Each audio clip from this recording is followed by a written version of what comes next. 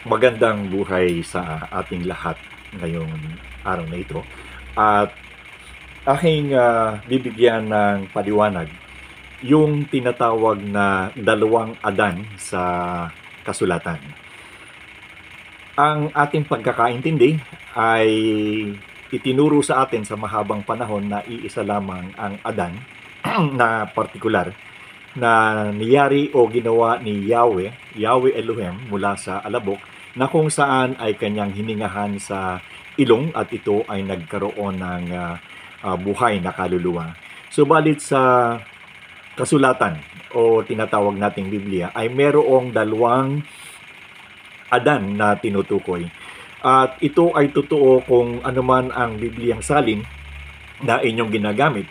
Kung binibigyang partikular ng Iglesia ni Cristo, yung Lamsa version, yung New World Translation naman ng Jehovah's Witnesses, at yung partikular na ginagamit naman ng mga Mormon na King James Version na sinasabi na only authoritative na Biblia.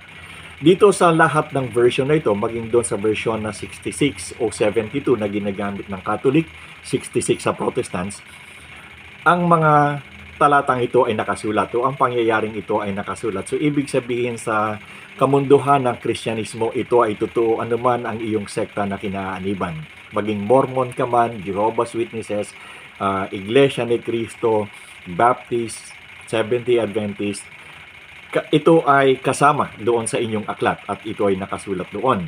So ang tinutukoy ko ay dalawang Adan na sinasabi na kung saan ay aking ipapaliwanag ngayon.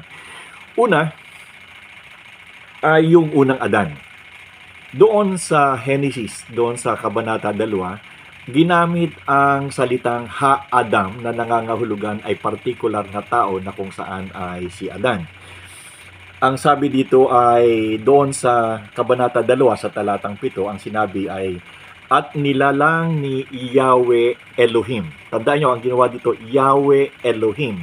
Doon sa unang paglalang, doon sa Kabanata 1, ang ginagamit lamang doon ay si Elohim. Subalit partikular, dito sa chapter 2, dito sa talatang 7, sa Kabanata 2, talatang 7, ay ang ginamit dito ay ang pinagsamang dalawang pangalan, Yahweh Elohim. At sinabi dito, at nilalang ng Yahweh Elohim ang tao, Ha-Adam, mula sa alabok ng lupa at hiningahan sa kanyang mga butas ng ilong ng hininga ng buhay at ang tao ay naging buhay na kaluluwa. Ang hininga dito ay hininga ng buhay at ang tao ay naging buhay na kaluluwa. Yung tinutukoy dito na hiningang ng buhay ay yung hininga mismong personal ni Yahweh Elohim na kung saan ay tinatawag na Ruach HaKodesh o ang Espiritu ni Yahweh, at sa bagong tipan naman ay tinatawag na banal na Espiritu. So ito yon, Ruach HaKodesh, ito yung hininga na binigay ni Yahweh Elohim doon kay Adan, kung kaya si Adan ay naging isang buhay na kaluluwa. Ang hininga ng buhay, ang Ruach HaKodesh o Espiritu ni Yahweh, ito rin ang Espiritu doon sa bagong tipan na katulad ng aking sinabi. Si Adan ay nabuhay dahil sa Ruach HaKodesh ni Yahweh. Ito yung nagbigay sa kanya ng buhay matapos siya ay hingahan doon sa butas ng ilong. Siya ay naging espiritual na buhay, hindi lamang pisikal. Nagkaroon siya ng katawan, pisikal, subalit siya ay nagkaroon din ng espiritual na pamumuhay sa pamamagitan ng hininga ni Yahweh. Ngayon, tingnan natin kung ano ang estado ni Eva at ni Adan doon sa hardin. Ngayon, bago ang paglabag, bago sila sumuway o mapunta sa tukso, ang sabi dito, ito yung kanilang buhay. Nabuhay sila ayon sa presensya ng Ruach HaKodesh. Spirituality ang kanilang pamumuhay. Walang kamatayan sa pisikal dahil ang kanilang buhay ay nakasentro sa Espiritu. Sila ay hubad, ngunit hindi nahihiya, at dahil ang kanilang kamalayan ay spiritual na kamalayan. Ngayon, nung sila ay nagkaroon ng pagsuway o pagkahulog, Ito ay ang pag-alis ng Ruach HaKodesh sa kanila. Ibig sabihin, dahilan sa sila ay nagkasala, sila ay nahulog sa kasalanan, ang Ruach HaKodesh na ibinigay ng Panginoon na nandoon sa kanilang kalooban, nasa kanilang puso, nasa kanilang pagkatao, ay ito'y umalis sa kanila. Ibig sabihin, sila ay namuhay na lamang sa sarili nilang kaluluwa at pisikal, subalit hindi na ito katulad nung dati na kung saan ay meron silang magandang ugnayan ni Yahweh Elohim sapagkat wala pang sagabal sa kanilang dalawa sapagkat sila namumuhay batay sa pagsunod. Subalit nung sila ay sumuway, ang Ruach na HaKodesh na ito ay hindi po pwedeng manatili sa kanila sapagkat sila ay nagkasala at hindi po pwedeng manahan ang Espiritu na Yahweh sa isang tao na kung saan ay namumuhay sa pagkakamali o sa pagkakasala. Yan itatandaan nyo. Hindi po pwedeng mamuhay o manatili ang Espiritu ni Yahweh Elohim o ang Ruach HaKodesh o ang banal na Espiritu sa isang tao hanggat ang isang taong ito ay namumuhay sa pagkakasala o pagkakamali. Dahilan dito, hindi ninais na ni Yahweh Elohim na ang taong kanyang nilalang ay magpatuloy na pagkahiwalay sa kanya. Kung kaya't dito nagkaroon ng tinatawag na proto-evangelium. Ano po yung proto-evangelium? Ang proto-evangelium ay ito po yung pangako ng kaligtasan. Dahilan sa napahiwalay ang tao kay Yahweh Elohim, dahilan sa umalis sa kanya sa unang Adan, yung Espiritu ni Yahweh o yung Ruach HaKodesh o yung banal na Espiritu, kinakailangang itong Espiritong ito para muling magkaroon ng ugnayan ang tao at si Yahweh Elohim ay maibalik sa kanya. At dahilan sa pagkaalis na ito ay sinabi ni Yahweh Elohim na muli niyang ibabalik. Yung kanyang pangako sa proto-evangelium ay muli niyang ibabalik ang Espiritu ni Yahweh sa tao. At ang sabi niya ganito, doon sa Genesis, sa Kabanata 3 sa talatang 15, ay pag-aawayin ko ang iyong binhi at ang kanyang binhi. At ito ang dudurog ng iyong ulo at ikaw ang sasakit sa kanyang sakong. Ang tinutukoy dito ay yung nanukso kay Eva at kay Adan na sinabihan niya na bagamat ikaw ay sumira sa magandang relasyon namin ni Adan at ni Eva, ay hindi ito mananatili sapagkat ang sabi niya siya ay magbibigay ng binhi na kung saang binhing ito ay tatalo sa iyo, sa iyong mga ginawang pagkakamali o kasalanan. Ito ang kauna-unahang pangako ng tagapagligtas. Yung binhi ng babae ay tumutukoy ito sa Mesiyas o Hamashiach at ang sabi dito ay dudurog sa ulo ng ahas o pagkawasak sa gawa ng kaaway at ito ang plano upang maibalik ang nawalang relasyon. Ngayon, itong pangakong ito ni Yahweh Elohim ay hindi lamang basta ipinangako, kundi ito rin naman ay ipinahayag ng mga propeta na merong darating na Mesiyas o yung binhing ipinangakong ito ay darating. At ito ay sinabi naman ni Propeta Isaias doon sa Isaias sa Kabanata 7 sa talatang 14 na ang sabi niya, ang birhen ay maglilihi at manganganak ng isang lalaki. Tandaan nyo, ito ay si Propeta Isaias. Si Mikas naman ay nagsabi doon sa Kabanata 5 sa talatang 2, mula sa Bethlehem lalabas ang magiging pinuno. Tandaan nyo, ito ay sa Lumang Tipan. At sinabi rin doon sa Isaias sa Kabanata 11 sa talatang 2, ang sabi ay, hihimlay sa kanya ang Espiritu ni Yahweh. Ibig sabihin, yung ipanganganak na ito ay hihimlay sa kanya ang Espiritu ni Yahweh. Lahat ng ito'y tumutukoy sa pagdating ng anak na may dalang Espiritu ni Yahweh. Ito yung ipinangako na proto-evangelium doon sa paglalang na nung nagkaroon na ng mga propeta, lumawak na ang sangkatauhan, ay hindi ito nanatiling pangako lamang kundi bagkos ito'y binigkas din ng mga propeta upang ipaalala na muling magkakaroon ng katuparan ang ipinangako nito. At ang katuparan ay nangyari doon sa pagsilang ni Yeshua HaMashiach, no? Si Jesus ang tagapagligtas. Now, batay doon sa Lucas sa kabanata 1 sa talata 35, ang sabi, ang banal na espiritu o yung Ruach HaKodesh o yung espiritu ni Yahweh ay darating sa iyo, kaya ang ipanganganak ay tatawaging anak ni Yahweh Elohim. Ang kausap dito o ang sinasabihan dito ay si Maria, na kung saan ay ini-announce yung proto-evangelium ay magkakaroon ng katuparan sa iyo. Yung binhi ng babae na pinangako, yung binhi yon ay darating sa iyo. Ikaw ang magdadala ng binhing iyan na tinatawag na binhi ng Mesiyas na ipinangako pa noong unang panahon sa kapanahonan ni Eva at ni Adan. Ito rin yung tinatawag na ikalawang Adan, si Yeshua, sapagkat siya muli ang magdadala ng Espiritu ni Yahweh sa sangkatauhan. Umalis doon sa unang Adan, subalit ang Espiritu ni Yahweh ay muling babalik sa pamamagitan ni Yeshua HaMashiach o ni Jesus ang tagapagligtas. Now, tingnan natin doon sa sinabi ni Apostol Pablo sa unang Korinto doon sa kabanata 15 sa talatang 45. Ang sabi ay ganito, ang unang tao na si Adan ay naging buhay na kaluluwa, ang huling Adan ay espiritong nagbibigay ng buhay. So ito yung pagkakaiba ng dalawa. Si Adan ay isang likha ni Yahweh na binigyan ng buhay na kaluluwa. Subalit ang espiritu ni Yahweh dahilan sa kanilang pagkakasala ay umalis.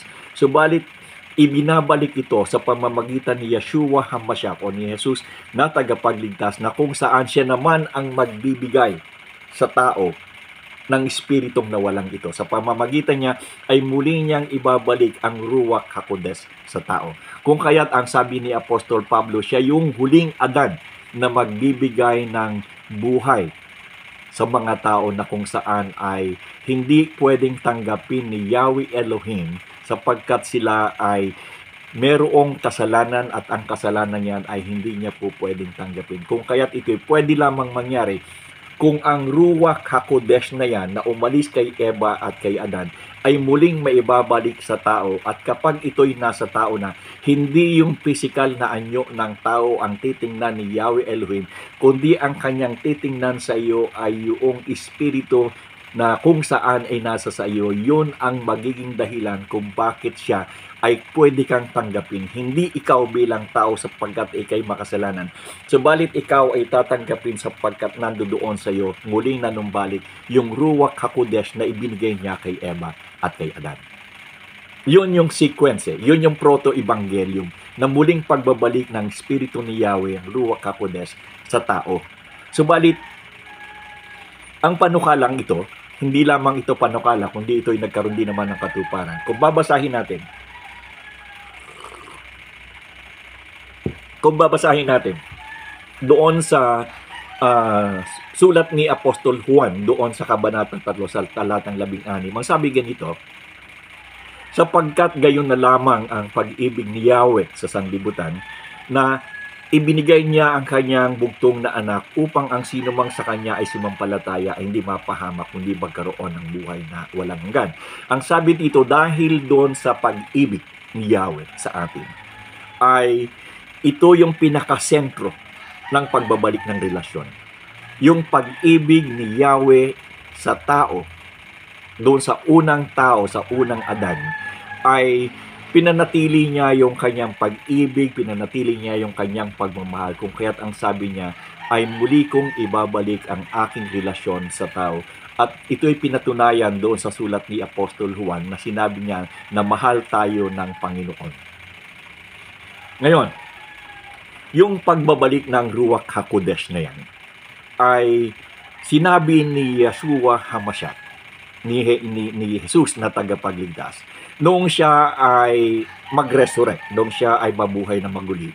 So siya ay aakyat doon sa langit. Subalit, ano ang mangyayari? Kaya nga mapapansin nyo dito na natakot yung mga apostol at saka yung mga disipulo niya, ni Yeshua, dahilan sa napakatagal natin nagsama, taon, almost 3 years tayong magsama, pagkatapos ay bigla kang aalis at kami ay iiwanan mo.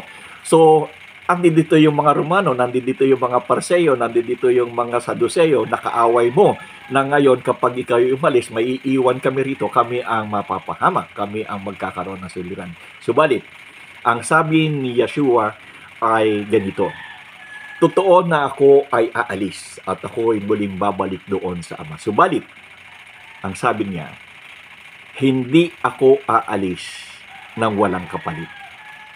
Ang sabi niya doon sa Gawa, sa Kabanata 2, sa talatang 4 o 4, doon sa araw ng Pentecostes, at ang sabi dito ay ipapadala ni Yeshua ang Espiritu ni Yahweh, ang Ruach HaKodesh sa kanila.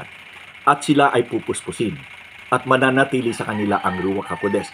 At ang sabi doon, at silang lahat ay napuspos ng banal na Espiritu. Itong banal na Espiritu na ginagamit na ito, it is the same with Ruach HaKodesh. At ito rin yung hininga ni Yahweh na ibinigay doon kay Adan. Ito ang pagbabalik ng Espiritu sa puso ng tao, eksaktong kabaliktaran na nangyari kay Adan.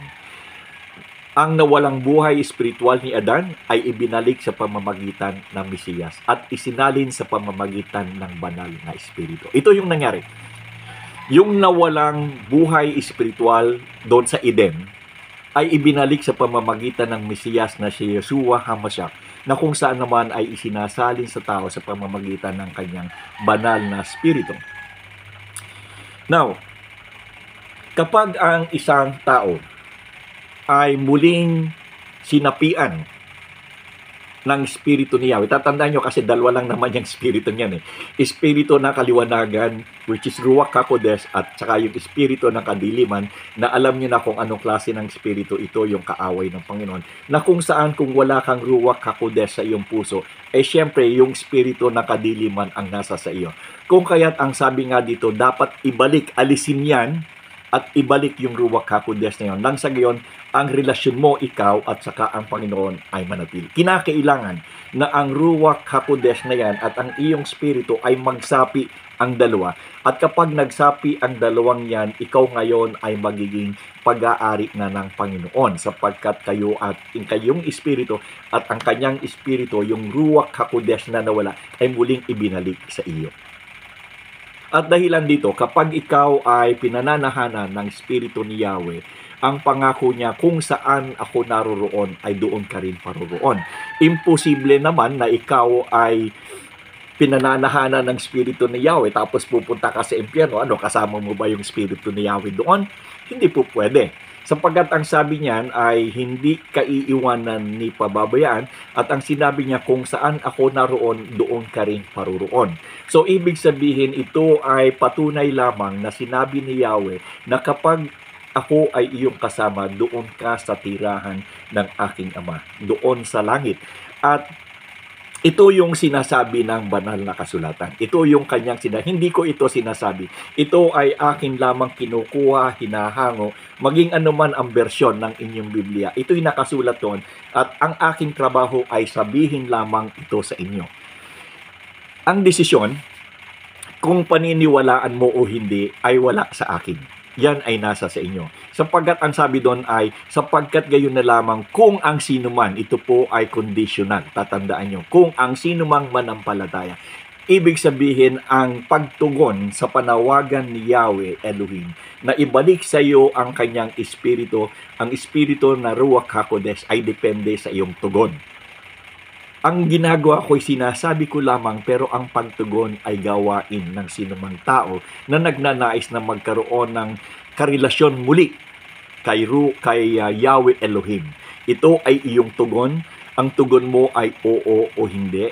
Sa pamamagitan ng pananampalataya sa Kanya, ay sasabihin mo na ninanais kong ikaw ay sumapi sa aking espiritu nang ako ay maging sa iyo aking Panginoon. At ang sabi doon, ang sino mang tumanggap sa Kanya ay binibigyan niya ng karapatang maging anak ng Diyos o anak ni Yahweh. Now, Yahweh Elohim. Ngayon, ang tatandaan nyo dito, ang sabi dito do sa Juan sa Kabanata 1 sa talatang 12, ang sabi ay bibigyan ka ng karapatang maging anak. Ibig sabihin, kung bibigyan ka pa lamang ng karapatan, dating hindi ka anak na Yahweh Elohim dahilan sa pagkakasala, pero dahilan sa pinili mong tanggapin sa iyong tugon, ang sabi niya ay bibigyan ka ng karapatan na mapabilang sa pamilya niya. Yun ang sinasabi ng kasulatan. At ang sabi ko nga, ang aking trabaho ay sabihin, subalit ang tugon ay hindi ko pwedeng gawin para sa inyo sapagkat ito'y personalan. Tatandaan ninyo. Basahin ninyo ang kasulatan sa Luma at Bagong Tipan. Wala kayong makikita na nagsasabi na ang kaparaanan ng kaligtasan ay sa pamamagitan ng pag-anib sa anumang samahan. Hindi rin ito nagsasabi na kung saan ang bautismo ay nakapagliligtas. Ang tanging sinasabi ng kasulatan na ang makapagliligtas sa tao sa konteksto ng Kristyanismo, kung ang kinukuha mo yung konteksto ng Kristyanismo, ang sinasabi doon ay yung proto-evangelium na kinakailangan maibalik ang espiritu ni Yahweh at ito'y sumanib sa iyong espiritu upang kayo'y mapanumbalik ang relasyong nawala noong araw kay Ebatadan at ito'y mapabalik sa iyo sa pamamagitan ng pagdidikit ng kanyang espiritu at ng espiritu mo. At dahilan dito, ang sabi ng kasulatan, ikaw ay magkakaroon ng kaligtasan. Ngayon, ganito naman yan. Dahilan sa ang pagtanggap ng Espiritu ni Yahweh ay personalan. Hindi yan pwedeng makita ng ibang tao na tumanggap din ng katulad ng pagtanggap na ginawa ng, halimbawa ikaw, katulad mo. Tinanggap mo yung ibang proto-evangelium na yan at ikaw ay nagkaroon ng pagsapi sa Espiritu ni Yahweh. Pero paano malalaman ng mga taong kapareho mo na ikaw ay tunay na sumampalataya at tumanggap doon sa Mesiyas? Ang pagtanggap mo naman ay personal at ito'y nasa puso mo. Hindi ito nakikita sapagkat ito'y gawaing espiritual. At ito sabi ni Yahweh Elohim o maging si Yeshua man ang sinabing, kinakailangang ipahayag mo ang iyong pananampalataya nang makita ng iba at ikaw ay magkaroon ng daupang pagsasama sa kanila. At ito ay pwede mo lamang gawin sa pamamagitan ng tubig ng bautismo. Now, bakit bautismo? Ang bautismo kasi ay pagpapahayag na ikaw ay kabilang sa pamilya ng Diyos. Yung paglubig mo sa tubig ay patay sa kasalanan at ang pag-ahon mo ay buhay sa katwiran. At tatandaan nyo, bilang halimbawa, ito ay ginawa rin ni Yeshua doon sa kapanahunan ni Juan Bautista. Hindi upang siya'y maligtas, paano mo ililigtas ang isang tagapagligtas. Kaya nga sinasabi, ang bautismo ay hindi nakapagliligtas. So ang pag-anib sa anumang samahan hindi makapagliligtas sapagkat ito ipinakita ni Yeshua mo siya doon sa ilog ng Jordan nung siya'y bautismuhan. Hindi siya pwedeng maligtas o pagsanib sa anumang grupo sapagkat siya mismo ang tagapagligtas. So ang batayan ng bautismo dito ay paglalahad sapagkat nung siya'y tumayo doon ay nandoon ang karamihan ng mga tao na nagpapabautismo rin. At sinabi dito na ang Espiritu ni Yahweh ay bumaba sa kanya yung Ruach HaKodesh sapagkat siya yung magdadala at magbibigay nito sa tao. Nung siya'y bautismuhan, bumaba yun. So nakita natin dito na importante ang bautismo sapagkat ito'y pagpapahayag ng pangloob na pananampalataya para makita ng tao na ikaw ay talagang kaisa ni Yeshua HaMashiach o ni Yahweh Elohim. Bukod doon sa Hebreo sa Kabanata 10 sa talata 25, ganito sabi, huwag nating kaligtaan ang ating sariling pagtitipon.